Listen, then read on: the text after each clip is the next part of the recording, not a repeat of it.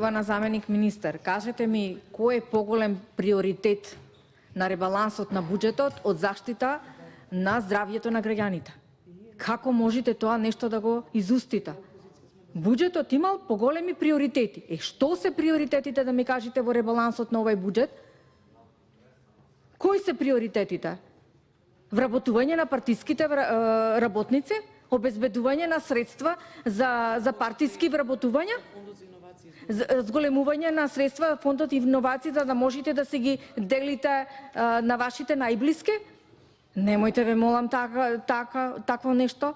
Значи, приоритетите на ребалансот на буџетот, почитувани граѓани, не биле во контекст на заштита на здравјето на нашите граѓани, бидејќи ние како пратеници бараме да се субвенционираат индустриските капацитети, за да можат да на некој начин да им се помогне, исто така и на нив, за да можат да постават филтри на оджаците, за да немаме енормно загадување онакво какво што го имаме.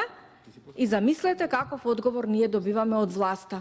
Здравјето на луѓето не е приоритет за жал на власта на Република Македонија, а замислете во периодот кога доаѓаа на власт, кога беа опозиција, фактички што кажува, каква декларативна заложба на оваа власт. И манипулација до манипулација.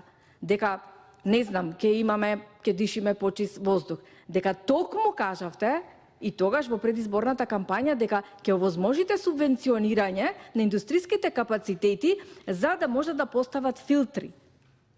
Но тоа е тоа. Вие реализиравте, како што рече пред некој ден, оние проекти или оние барања кои што не им ги ветивте на граѓаните, а она што го ветивте, остана за жал нереализирано. Ништо од почист воздух. Лани како се удиравте во гради, прв пат во историјата на Македонија овозможуваме 1,5 милиони денари за заштита од загадување, односно треба скопјани да дишат чист воздух. Го нема Јани Макрадули никаде со тој закон што реализира, како реализира, дури има и одлив на средства од тие што беа испланирани за заштита од чистиот воздух. Па дајте, ве молам, ставете ни параметри кога ќе го правите ребалансот на буџетот, и ве молам за наредната година, 2020 година, на прво место ставете ги потребите на граѓаните. Она што е непотребно и врз основа на тоа планирајте го буџетот. Ве молам, немојте да остате со фондот за иновации. И оние кои што во излегуваат во пресред пат ќе треба да ги подкрепите со нешто. Дајте, ве молам.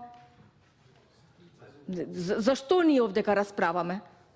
Врз основа на кои параметри вие го концепирате буџетот и ребалансот на буџетот? Јас направив една компаративна анализа пред 2 дена, ми се чини беше, за тоа како мали земји како нашата држава по однос на форма и по однос на површина и на жители, како тие многу совесно ги користат параметрите кои што една економија ја прави напредна и како ние ги користиме тие параметри.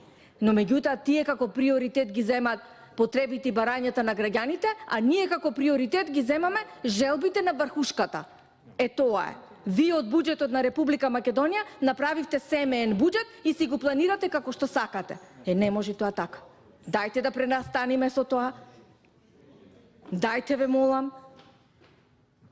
Ова е неопходно. Субвенционирањето за да се донесат филтри, за да се прочистува воздухот пред една ваква исклучително сериозна ситуација која што ни се закажува пред отпочнувањето, нели, со проблемите кои што ги имаме со воздухот во Скопје, ова е неопходно. Ова е прво. Најприоритетно. Ве благодарам.